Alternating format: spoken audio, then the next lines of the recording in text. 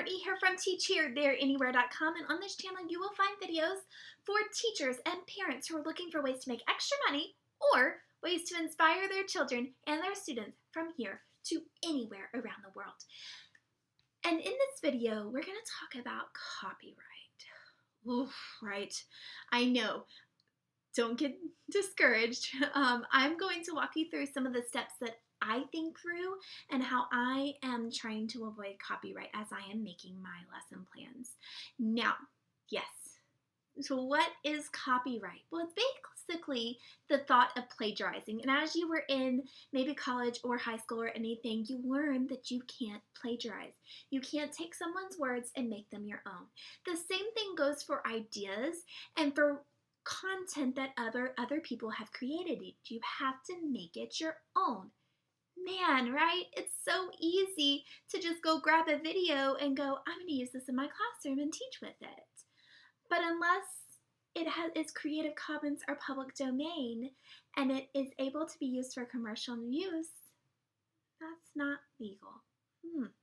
Yikes, right? So I'm going to inform you about my research and what I do in my classroom to try to avoid breaking that copyright law. Now, I am not a lawyer. I am not a professional at this, so I am just doing what I have researched and what I have learned from my research. Okay, you ready?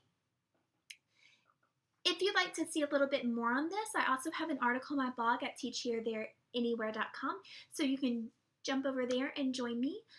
Also, I have a freebie for Outschool for those of you that are creating your class listings and your lesson plans, and I walk you through both of that. You can join me over here and at some of my videos that I've already created on both of those, and also you can join me on my blog for that freebie. Okay, so are you ready?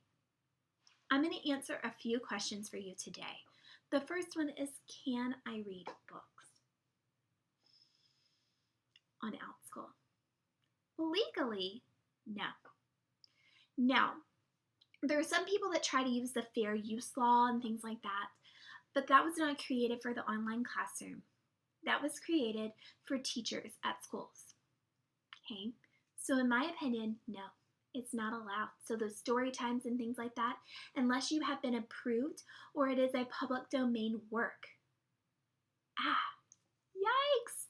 Okay, so reading books without permission is basically taking away from that author's salary. So think about if you were not being paid for your classes because someone else is creating the same class or using it and people can just go watch your video instead of coming to your class.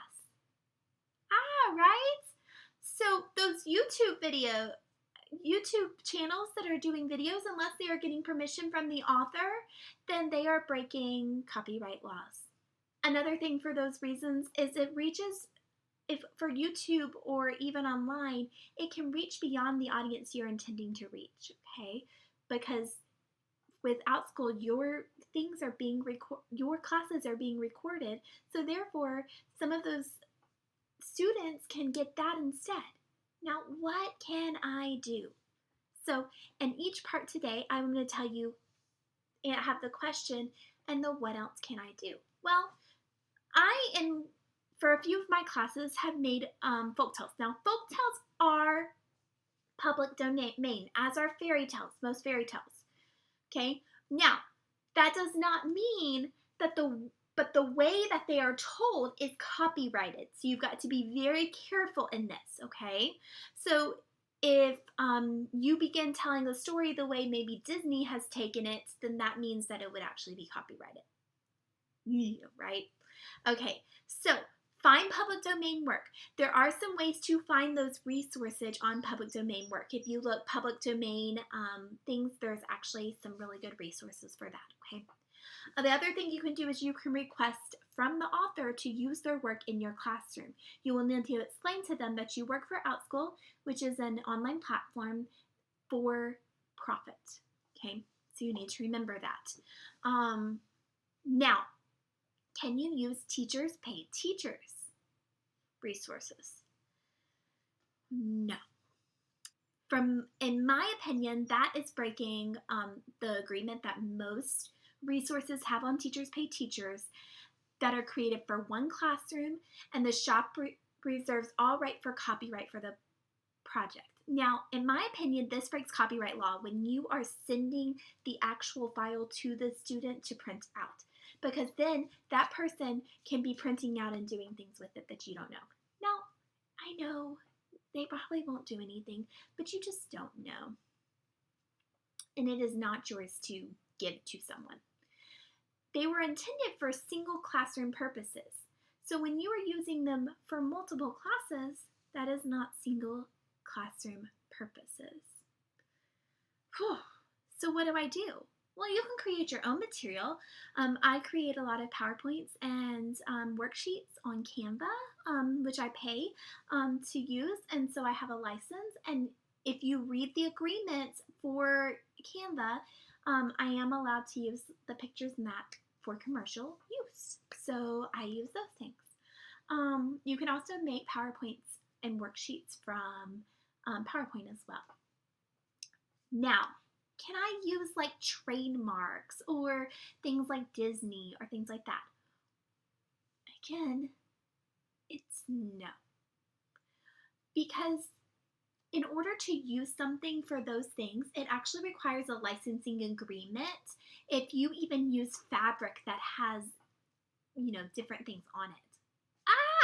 I looked up at for Disney Studios licensing on their website, and they state that even it takes 8 weeks for a response, even if it's for non-commercial reasons.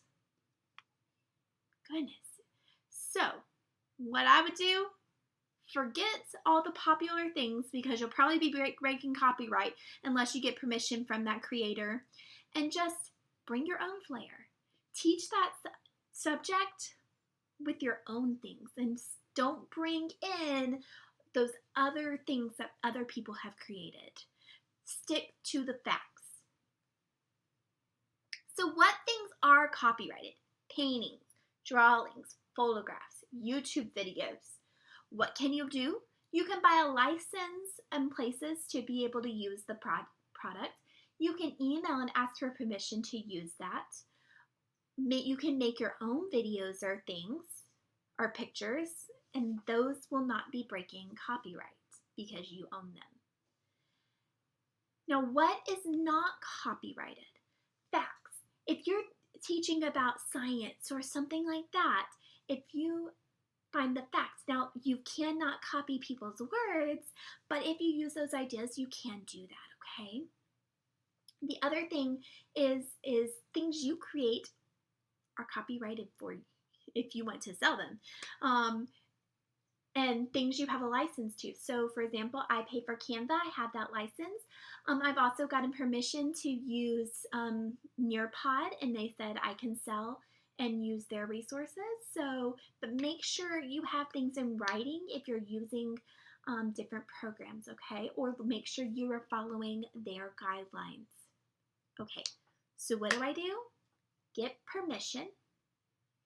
Look for things that are Creative Domain or Creative Commons or public domain, or make it yourself. Remember, you want students to be coming back because they want to be your students. So just be you. I know, this is so frustrating as you're trying to figure out these rules, and then you're like, well, I'm creating this. Do I have to create everything myself? It can gotta get overwhelming, right? Make it simple and do your best. Remember, be you and use your words. If you have any questions, I am still trying to process through all this as I'm beginning this Outschool, because working for VIPKid, I didn't have to worry about that.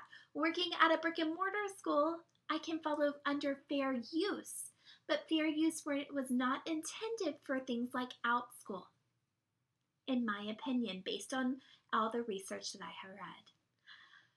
So, if you have any any ideas of what you do to avoid copyright, go ahead and let us know below. And I look forward to seeing you in future videos. I've got some cool videos and some ways to create your flex classes if you're interested in making flex classes at Outschool. Join me there. If you are interested in learning some of the VIPKid stuff, so join me and don't miss out. So subscribe and join me on my blog at teachherethereanywhere.com. Let's go inspire the world.